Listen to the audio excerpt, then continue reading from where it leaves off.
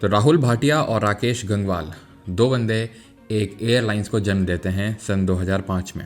और अभी airlines operational भी नहीं हुई थी, जो अगले साल होती है, यानी 2006 में उन्होंने पहले ही 100 एयरबस A320 मॉडल के जो एयरप्लेन्स हैं उनके ऑर्डर दे दिए, क्योंकि ऑर्डर इतना बड़ा था कि उनको वो एयरप्लेन्स काफ़ी हैवी डिस्काउंट में मिल जाते हैं। उसके बाद वो करते क्या हैं, उनको बेच देते हैं उनकी मार्केट प्राइस पे, और उस पे कमाते हैं मोटा प्रॉफिट। उसके बाद वो उन्हीं एयरप्लेन्स को लीज पे लेते हैं मंथली रेंटल्स देके, और अपनी एयरलाइंस की जर्नी शुरू करते हैं। बिजनेस मॉडल एकदम सिंपल था, एंड दैट वाज कि एक ही एयरक्राफ्ट का टाइप था, that is Airbus A320 model. कोई फ्रिल सर्विस नहीं, यानी कि कोई फ्री मील या इस तरीके का कोई सर्विस नहीं। High aircraft utilization, that is fly as many hours per day as possible, जिससे कि इनका कॉस्ट पर सीट काफी कम हो गया, जिसकी वजह से सिर्फ 4 से 5 साल में ही they became the top airline of India. और 2024 आते आते तक 8,000 करोड़ से भी ज्यादा का ईयरली प्रॉफिट बुक किया, एंड पूरे देश का एविएशन सेक्टर का 64% मार्केट शेयर आज उनके हाथ में है।